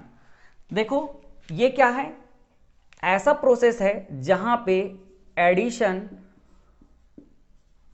Of hydrogen होगा या फिर रिमूवल ऑफ ऑक्सीजन होगा। क्लियर है। तो ध्यान रखना है किसी भी प्रोसेस में अगर ऑक्सीजन ऐड होगा तो हाइड्रोजन रिमूव होगा, अगर हाइड्रोजन ऐड होगा तो ऑक्सीजन रिमूव होगा। तो आपको याद रखना है सिर्फ इसको कि ऑक्सीडेशन मींस ऑक्सीजन गेन करेगा, ऑक्सीजन ऐड करेगा। अगर ये ऑक्सीजन ऐड करेगा तो हाइड्रोजन रिमूव करेगा, और इसका उल्टा रिडक्शन है। रिडक्शन में क्या होगा, हाइड्रोजन ऐड होगा और ऑक्सीजन बाहर निकलेगा। चलिए एग्जाम्पल समझते हैं। फर्स्ट एग्जाम्पल ले लेते हैं। फर्स्ट एग्जाम्पल हम लेते हैं एडिशन ऑफ हाइड्रोजन का। तो हमारे पास ये है सोडियम और इसमें ऐड कर देते हैं हाइड्रोजन गैस, और ये क्या बनाने वाला है, ये बनाने वाला है सोडियम हाइड्राइड। क्लियर है। तो जब यहाँ पे हाइड्रोजन ऐड हुआ इसका मतलब क्या है, रिडक्शन हुआ। तो अगेन ये क्या कहलाएगा, रिडक्शन प्रोसेस कहलाएगा। अब देखिए यहां पर हाइड्रोजन गेन किसने किया, हाइड्रोजन ऐड किस में हुआ है, हाइड्रोजन ऐड हुआ है सोडियम में। मतलब सोडियम क्या हुआ है, यहां पर सोडियम रिड्यूस हुआ है। क्लियर है। सोडियम यहां रिड्यूस हुआ है। तो सोडियम को रिड्यूस होने में कोई ना कोई तो होगा जो हेल्प कर रहा होगा। सोडियम को हाइड्रोजन अगर कोई प्रोवाइड नहीं करेगा तो मिलेगा कहां से, तो यहां पे देखिए जो H2 है ये सोडियम को हाइड्रोजन प्रोवाइड कर रहा है। क्लियर है। जिसकी वजह से सोडियम रिड्यूस हो रहा है। तो ये क्या है, ये जो H2 है इस सोडियम का एजेंट है, तो इसको हम क्या बोलेंगे, इसको हम कहेंगे रिड्यूसिंग एजेंट, क्योंकि इसी एजेंट की वजह से सोडियम क्या हो रहा है, रिड्यूस हो पा रहा है। और इस रिड्यूसिंग एजेंट को हम और क्या कह सकते हैं, इसे हम कह सकते हैं रिडक्टेंट कह सकते हैं। क्लियर है। तो यहां हमने समझा कि रिडक्शन क्या है और रिड्यूसिंग एजेंट क्या है, किसके बेस पे, एडिशन ऑफ हाइड्रोजन के बेस पे। क्लियर है। तो अगर हाइड्रोजन ऐड हुआ है तो यहां पर क्या हुआ, रिडक्शन हुआ बोला जाएगा, और जिस एलिमेंट में हाइड्रोजन ऐड हुआ है वो क्या हुआ है, रिड्यूस हुआ है, और उसको जो हेल्प किया है वो क्या कहलाएगा, रिड्यूसिंग एजेंट कहलाएगा, या फिर हम कह सकते हैं रिडक्टेंट। क्लियर है। अब हम देखते हैं सेकंड बेस पे, यहां पर रिमूवल ऑफ ऑक्सीजन होगा तो भी क्या बोला जाएगा, रिडक्शन हुआ बोला जाएगा। तो देखिए इसका भी एग्जांपल ले लेते हैं अपन एक। ये हमारे पास है जिंक ऑक्साइड, इसमें हम क्या कर देते हैं, कार्बन ऐड कर देते हैं, कोल ऐड कर देते हैं। तो यहां पे क्या होने वाला है, यहां पे ये जो जिंक है इस जिंक से ऑक्सीजन बाहर निकल जाएगा कार्बन मोनोऑक्साइड के फॉर्म में। क्लियर है। तो यहां पर ये जो जिंक ऑक्साइड है इसने क्या किया, जिंक ऑक्साइड ने ऑक्सीजन रिमूव किया। इसका मतलब यहां पे क्या हुआ, रिडक्शन हुआ, क्योंकि रिमूवल ऑफ ऑक्सीजन का मतलब क्या है, रिडक्शन। तो जिसने ऑक्सीजन बाहर रिमूव किया वो क्या हुआ, रिड्यूस हुआ। तो यहां पर जिंक ऑक्साइड क्या हुआ, रिड्यूस हुआ। क्लियर है। अब ये अगर रिड्यूस हो रहा है ऑक्सीजन को बाहर रिमूव करके, तो कोई ना कोई तो होगा जो इसके ऑक्सीजन को गेन कर रहा होगा। बिल्कुल है, यहाँ पे इस कार्बन ने गेन किया और कार्बन मोनोऑक्साइड बना दिया। तो ये जो गेन कर रहा है, जो जिंक ऑक्साइड को रिड्यूस होने में हेल्प कर रहा है, ये क्या कहलाएगा, ये कहलाएगा रिड्यूसिंग एजेंट। क्लियर है। या फिर इसको हम अगेन क्या कहेंगे, रिडक्टेंट। क्लियर। तो यहां से हम रिड्यूसिंग एजेंट को कैसे डिफाइन करेंगे, रिड्यूसिंग एजेंट वो सब्सटेंस है जो हाइड्रोजन प्रोवाइड करेगा या ऑक्सीजन गेन करेगा। क्लियर है। तो अब आपको reduction, oxidation, reducing agent, oxidising agent, इनमें कभी भी कंफ्यूजन नहीं होगा। क्लियर है। यहां पे फिर से एक बार रिवाइज करते हैं। ऑक्सीडेशन क्या है? जहां पे ऑक्सीजन ऐड हो या हाइड्रोजन रिमूव हो। क्लियर है? और जो उसको हेल्प करेगा वो क्या कहलाएगा? वो क्या कहलाएगा? एजेंट। तो ऑक्सीडेशन में हेल्प करेगा तो ऑक्सीडाइजिंग एजेंट। क्लियर है? अब जब क्या हो, एडिशन ऑफ हाइड्रोजन हो या रिमूवल ऑफ ऑक्सीजन हो, तब वो क्या कहलाएगा? रिडक्शन। और जो इसको होने में हेल्प करेगा वो क्या कहलाएगा? रिड्यूसिंग एजेंट कहलाएगा। क्लियर है? या फिर रिडक्टेंट कहेंगे। तो रिड्यूसिंग एजेंट जो होगा वो क्या करेगा? रिडक्शन होने में हेल्प करेगा। और ऑक्सीडाइजिंग एजेंट क्या करेगा? ऑक्सीडेशन होने में हेल्प करेगा। क्लियर है? तो ये हमने समझ लिया ओल्ड कॉन्सेप्ट या क्लासिकल कॉन्सेप्ट के अकॉर्डिंग। इसके बहुत सारे एग्जाम्पल हम देख सकते हैं।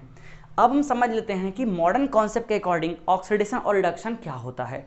मॉडर्न कॉन्सेप्ट को हम कहते हैं इलेक्ट्रॉनिक कॉन्सेप्ट, और इलेक्ट्रॉनिक कॉन्सेप्ट मतलब इलेक्ट्रॉन, ये इलेक्ट्रॉन पे बेस्ड है। तो काफी इंटरेस्टिंग है, चलिए इसको नोट कर लीजिए और फिर आगे चलते हैं। अब हम देखते हैं मॉडर्न कॉन्सेप्ट या इलेक्ट्रॉनिक कॉन्सेप्ट के अकॉर्डिंग ऑक्सीडेशन और रिडक्शन क्या है। तो चलिए स्टार्ट करते हैं।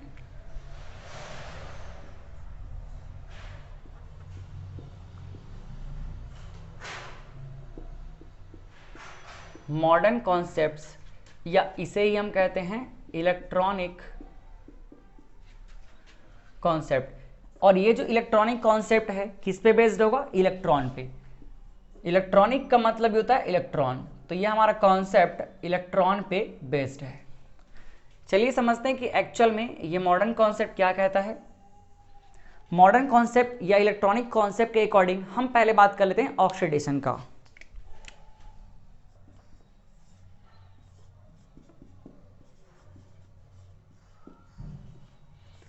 So oxidation is a process which is related to loss of electron. Oxidation वो प्रोसेस है जो लॉस ऑफ इलेक्ट्रॉन से रिलेटेड है। जहां भी जिस भी रिएक्शन में इलेक्ट्रॉन का लॉस हो, इलेक्ट्रॉन लूज हो, उस रिएक्शन को हम कहेंगे ऑक्सीडेशन रिएक्शन। क्लियर है? तो यहां मैं शॉर्ट में लिख देता हूं which is related to loss of electrons. जो भी chemical reaction loss of electron से रिलेटेड होगा उसे हम कहेंगे ऑक्सीडेशन रिएक्शन। जैसे एग्जांपल समझते हैं, ये हमारे पास है सोडियम मेटल। सोडियम मेटल अपने स्टेबिलिटी को मेंटेन करने के लिए हमेशा एक इलेक्ट्रॉन लूज करता है, जिसको आप वैलेंसी में अच्छे तरीके से समझ के चलते हो। तो यहाँ देखिए ये सोडियम है, ये क्या करेगा? एक इलेक्ट्रॉन लूज करेगा, और एक इलेक्ट्रॉन लूज करने के बाद ये खुद क्या हो जाएगा? 1 पॉजिटिव चार्ज हो जाएगा। तो यहां पर सोडियम का क्या हुआ? सोडियम का ऑक्सीडेशन हुआ। क्लियर है? और एग्जांपल देख लेते हैं। मैग्नीशियम। मैग्नीशियम अपने आप को स्टेबल करने के लिए हमेशा क्या करता है? 2 इलेक्ट्रॉन लूज करेगा और Mg2+ आयन बना लेगा। ये इस तरह से 2 इलेक्ट्रॉन लूज करके। क्लियर है? तो यहां पे क्या हुआ? यहां पे ऑक्सीडेशन हुआ। क्लियर है?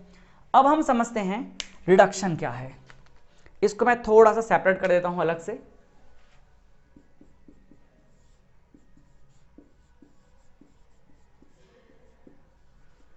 रिडक्शन।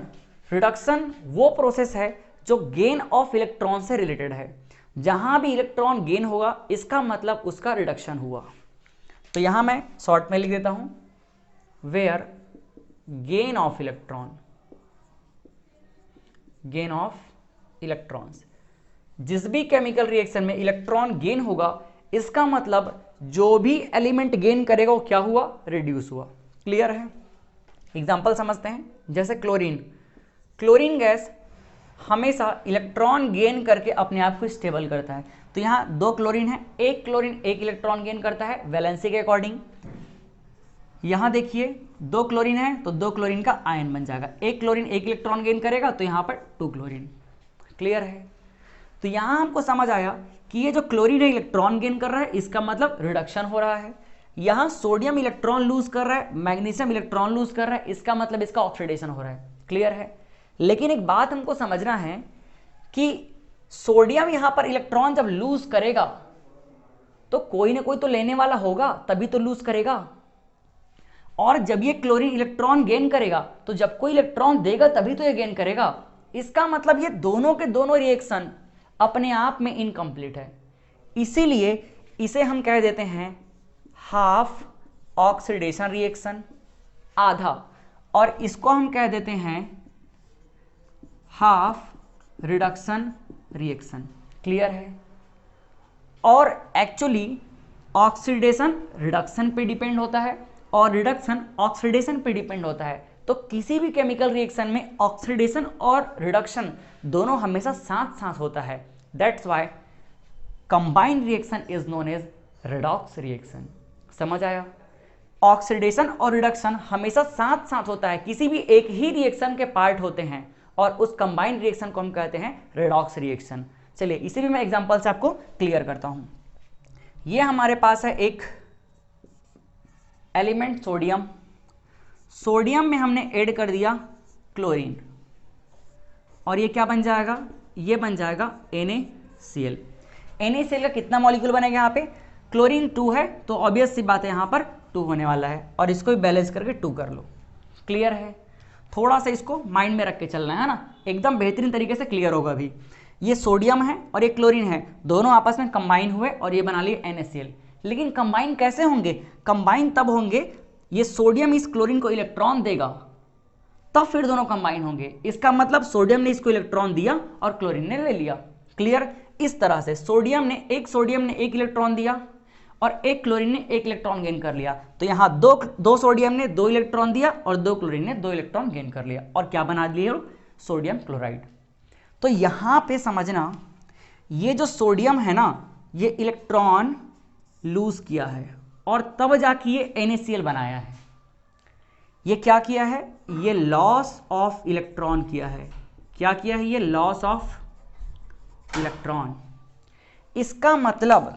इसका मतलब लॉस ऑफ इलेक्ट्रॉन से सीधा रिलेशन है यहां पर सोडियम का क्या हुआ है? ऑक्सीडेशन। क्लियर बात? बहुत आराम से समझना। यहां पे सोडियम ने इलेक्ट्रॉन लूज किया तो यहां पर सोडियम का क्या हुआ? ऑक्सीडेशन, या फिर आप बोल सकते हो सोडियम यहां पे क्या हुआ? ऑक्सीडाइज हुआ। क्लियर है? सोडियम यहां पे क्या हुआ? ऑक्सीडाइज हुआ। क्लियर? और यहां पे ऑक्सीडेशन हो गया। तो पहला बात तो हमको समझ आ गया भाई कि ये जो हमने केमिकल इक्वेशन लिखा हुआ है इसमें ऑक्सीडेशन हुआ है। क्यों हुआ है? क्योंकि सोडियम ने इलेक्ट्रॉन लूज किया है। क्लियर? अब देखो यहां पर ये जब इलेक्ट्रॉन लूज किया है तो कोई ना कोई तो लिया होगा, बिल्कुल लिया होगा। कौन लिया है? ये क्लोरीन। इस क्लोरीन ने इस सोडियम का इलेक्ट्रॉन लिया है। इसका मतलब सोडियम को ऑक्सीडाइज होने में कौन हेल्प किया? क्लोरीन किया। इसीलिए ये क्या कहलाएगा? ये कहलाएगा ऑक्सीडाइजिंग एजेंट। क्लियर है? या फिर इसी को आप कह सकते हो ऑक्सीडेंट। क्लियर? तो ये हमने देख लिया पहले इस रिएक्शन में कैसे ऑक्सीडेशन हुआ। अब इसके एक और एंगल को समझते हैं। अब पूरा फोकस करते हैं क्लोरीन पे। क्लोरीन यहां पे इस रिएक्शन में क्या कर रहा है? इलेक्ट्रॉन गेन कर रहा है और जब कोई इलेक्ट्रॉन गेन करेगा इसका मतलब वहां पे क्या हुआ? रिडक्शन हुआ। तो ये जो क्लोरीन है ना, ये क्लोरीन देखो, ये क्लोरीन क्या किया? यहां पे इलेक्ट्रॉन गेन किया। क्लियर है? क्लोरीन ने इलेक्ट्रॉन गेन किया और तब जाके ये बनाया है NaCl। इसका मतलब, इसका सीधा सा मतलब है, देखो यहां पे गेन ऑफ इलेक्ट्रॉन हुआ ना, गेन ऑफ इलेक्ट्रॉन। तो गेन ऑफ इलेक्ट्रॉन का मतलब क्या है? गेन ऑफ इलेक्ट्रॉन का मतलब है यहां पे हुआ है रिडक्शन। क्लियर? तो यहां पे देखो ऑक्सीडेशन भी समझ आ गया और यहां पे रिडक्शन भी समझ आ गया। क्लियर है? क्लोरीन ने इलेक्ट्रॉन गेन किया, इसका मतलब यहां पे रिडक्शन भी हो गया। तो रिडक्शन और ऑक्सीडेशन एक साथ हो रहा है इस केमिकल रिएक्शन में। That's why it is known as redox reaction. क्या कहा जाएगा इसको? इसको हम कंबाइंड वे में कहेंगे रेडॉक्स रिएक्शन। क्लियर है? रेडॉक्स रिएक्शन एक कंप्लीट रिएक्शन है। क्लियर? जिसको फुल रिएक्शन भी कहते हैं। इसका मतलब ये आधा ये आधा, तो ये है हमारा हाफ ऑक्सीडेशन और ये है हाफ रिडक्शन और दोनों मिलकर कंप्लीट हो गए और क्या बन गए? Redox reaction. क्लियर है? चलिए, और इसमें यह भी समझ आया कि सोडियम ऑक्सीडाइज हुआ और क्लोरीन क्या है? उसको ऑक्सीडाइज होने में हेल्प किया, इसलिए ऑक्सीडाइजिंग एजेंट कहलाया या ऑक्सीडेंट कहलाया। अब थोड़ा सा एक चीज और समझते हैं।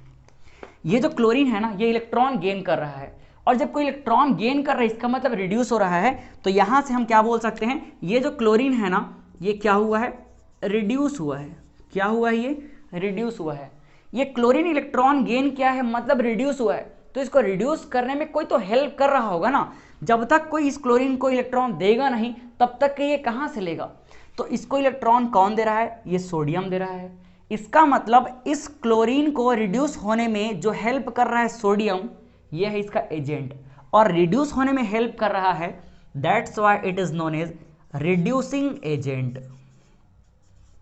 रिड्यूसिंग एजेंट, समझ आया। या फिर इसी को आप कह सकते हो क्या, इसी को आप कह सकते हो रिडक्टेंट। क्लियर हुआ। तो हमने एक ही रिएक्शन के अंदर सब कुछ समझ लिया कि ऑक्सीडेशन क्या है, रिडक्शन क्या है, ऑक्सीडाइजिंग एजेंट क्या है, या रिडक्टेंट क्या है। तो अगर हम ऑक्सीडाइजिंग एजेंट और रिड्यूसिंग एजेंट को किसके बेस पे समझे, इलेक्ट्रॉनिक कॉन्सेप्ट के बेस पे समझे, डिफाइन करें, तो कैसे करेंगे। देखो ये है हमारा ऑक्सीडाइज हुआ सब्सटेंस और ये है ऑक्सीडाइजिंग एजेंट। क्लोरीन क्या है, ऑक्सीडाइजिंग एजेंट। क्लोरीन क्या कर रहा है, इलेक्ट्रॉन गेन कर रहा है। तो ऑक्सीडाइजिंग सब्सटेंस, ऑक्सीडाइजिंग एजेंट और oxidant is that substance which gain electron. जो इलेक्ट्रॉन गेन करेगा वो क्या होगा, ऑक्सीडाइजिंग एजेंट होगा, और जो इलेक्ट्रॉन लूज होगा वो ऑक्सीडाइज हो रहा है। समझ आया। नेक्स्ट, रिड्यूसिंग एजेंट रिड्यूस करने में हेल्प करेगा, जो सब्सटेंस है वो रिड्यूस होगा। तो यहां देखो रिड्यूसिंग एजेंट क्या है, सोडियम। सोडियम क्या कर रहा है, इलेक्ट्रॉन प्रोवाइड कर रहा है। सो रिड्यूसिंग एजेंट और reductant is that substance which provide electron, which provide electron. जो इलेक्ट्रॉन प्रोवाइड करेगा वो क्या कहलाएगा, रिड्यूसिंग एजेंट। समझ आया। चलिए तो इस वीडियो को यहीं ओवर करते हैं। इसके बहुत सारे एग्जाम्पल हम अपने से बना सकते हैं।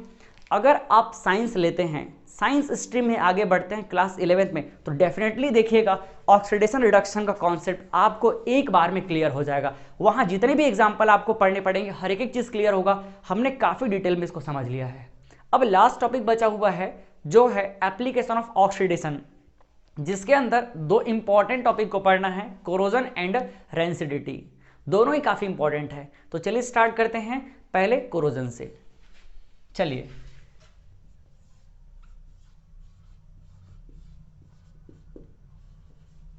So what is corrosion.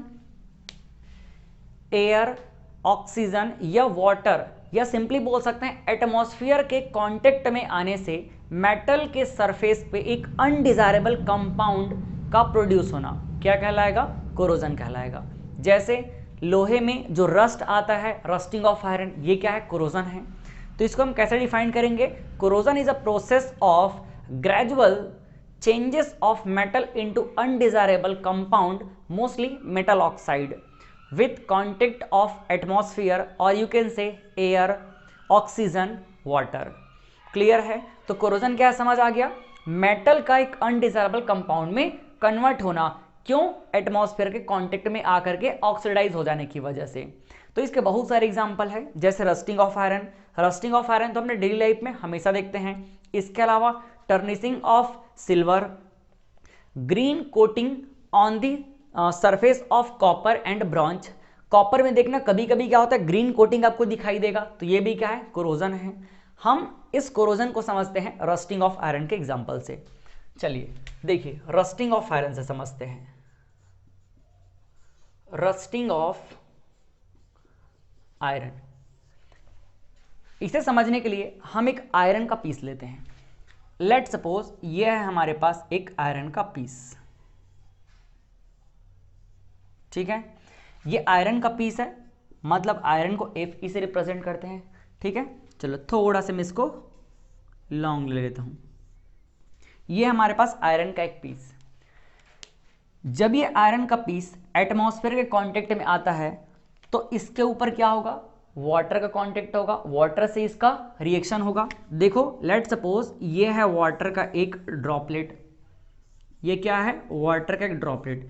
तो जैसे ही ये वाटर का कांटेक्ट इस मेटल से हुआ, इस आयरन मेटल से हुआ, तो क्या होगा, ये जो वाटर है ये अपने कंपोनेंट में डिस्ट्रीब्यूट हो जाएगा। कौन से कंपोनेंट में, H2 एंड O2। क्लियर है। और जैसे ही वाटर के कांटेक्ट में ये मेटल आया, मेटल भी क्या हो जाएगा, मेटल इलेक्ट्रॉन प्रोवाइड करेगा, 3 इलेक्ट्रॉन लूज कर देगा और Fe3+ में इस तरह से कन्वर्ट हो जाएगा।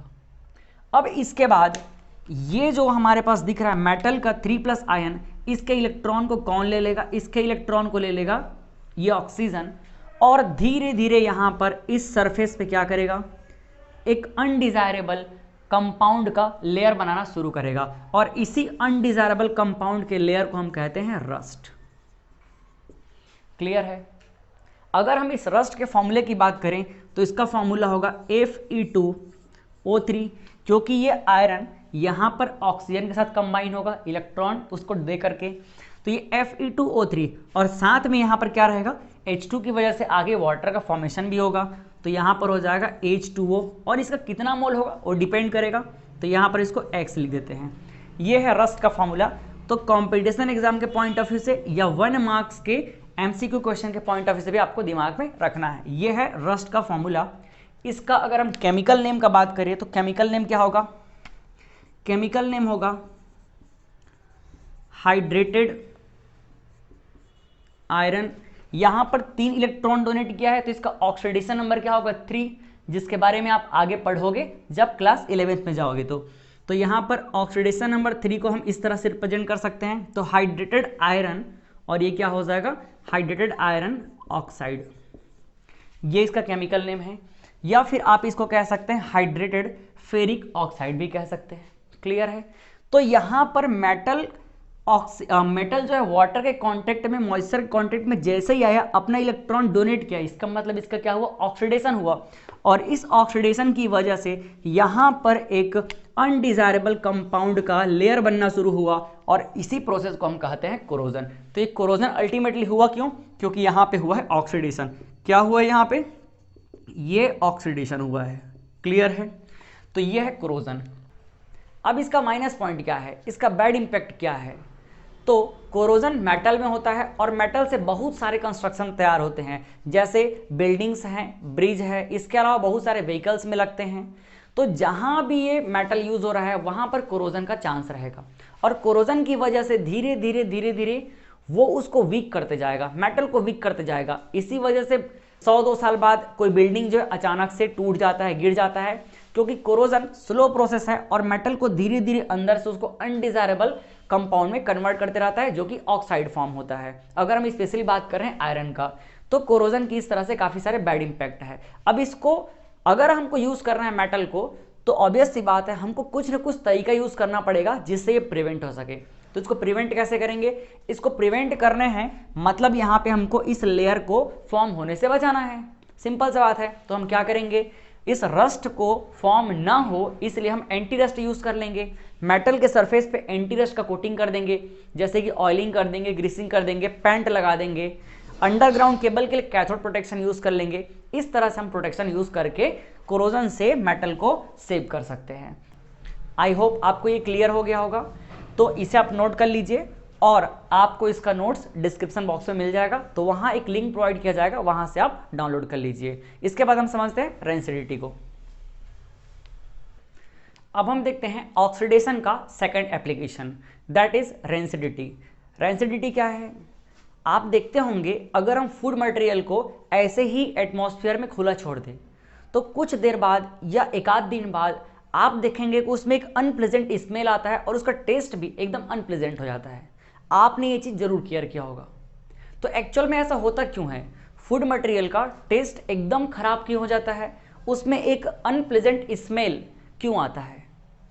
ऐसा इसलिए होता है क्योंकि उस फूड मटेरियल में जो भी फैट प्रेजेंट होता है, ऑयल प्रेजेंट होता है, वो एटमॉस्फेयर के कांटेक्ट में आके धीरे धीरे ऑक्सीडाइज हो जाता है, और ऑक्सीडाइज होने की वजह से उसमें से एक बैड स्मेल आता है, उसका टेस्ट भी बैड हो जाता है। एक्चुअली यही प्रोसेस है रेंसिडिटी। क्लियर है? So rancidity is a process in which food material get oxidise and it gives unpleasant smell and taste due to oxidation। Clear है? अब हमको अपने फूड मटेरियल को प्रिजर्व करना है, क्योंकि हम नहीं चाहते कि हमारे फूड मटेरियल का, हमारे खाने का टेस्ट खराब हो जाए, उसमें से एक बैड स्मेल आए। तो इसके लिए क्या करेंगे, इसको प्रिजर्व करेंगे। तो प्रिजर्व करने का तरीका क्या है, प्रिजर्व करने के लिए हम चाहेंगे कि उसका ऑक्सीडेशन ना हो, तो क्या करेंगे, एंटी ऑक्सीडेंट यूज कर लेंगे। इसी वजह से चिप्स वगैरह का पैकेट जो मार्केट में आता है उसमें एक इनर्ट गैस फिल किया जाता है, और उस इनर्ट गैस की वजह से ये एटमॉस्फेयर के कांटेक्ट को अवॉइड कर देगा और यहाँ पे ऑक्सीडेशन नहीं होगा। तो इसीलिए हम जो चिप्स वगैरह यूज़ करते हैं वो चिप्स को खाते हैं तो भी क्रंची रहता है। ऐसा क्यों होता है? उसमें से कोई बैड स्मेल नहीं आता है, क्योंकि उसमें हम लोग एंटीऑक्सीडेंट यूज़ करते हैं। इसके लिए अगर हम चाहें तो एटमॉस्फेयर के कांटेक्ट से हटाना है तो दूसरा तरीका हम यूज़ करेंगे कि ऐसे कंटेनर में उसको यूज़ करेंगे जिसको एयर टाइट रखें, मतलब उसमें एयर ना आ सके, तो भी हमारा फूड मटेरियल प्रिजर्व रहेगा।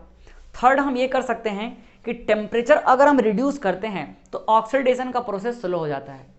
तो हम क्या करेंगे, फूड मटेरियल को हम ठंडे जगह पर रख देंगे जहां पर टेम्परेचर कम हो, और इसके लिए हम रेफ्रिजरेटर का यूज़ करते हैं, जिसको आप तुरंत समझ सकते हैं। हम अपने फूड मटेरियल को रेफ्रिजरेटर में क्यों रखते हैं? ताकि टेम्परेचर कम रहने पे ऑक्सीडेशन ना हो और हमारा फूड मटेरियल स्पॉइल ना हो, मतलब रेंसिडिटी होने से बचाया जा सके। क्लियर है? तो आई होप रेंसिडिटी अच्छे से क्लियर हो गया। तो हमने हमारे चैप्टर के सभी टॉपिक कवर कर लिए। मैं ट्राई करूंगा कि एक वीडियो इसमें जो और क्वेश्चंस हैं एनसीईआरटी के क्वेश्चन उस पर भी बनाऊं। तो चलिए फिर इस वीडियो को स्टॉप करते हैं। आई होप आपको ये चैप्टर अच्छे से क्लियर हुआ। अगर आपको थोड़ा सा भी डाउट हो, अगर किसी भी तरह कुछ डाउट हो या नए क्वेश्चंस आपके माइंड में आ रहे हो, तो आप हमारे कॉन्टैक्ट नंबर पे उस क्वेश्चन को सेंड कीजिए, हम आपको उसका सॉल्यूशन प्रोवाइड करेंगे। चलिए, थैंक यू, बाय बाय।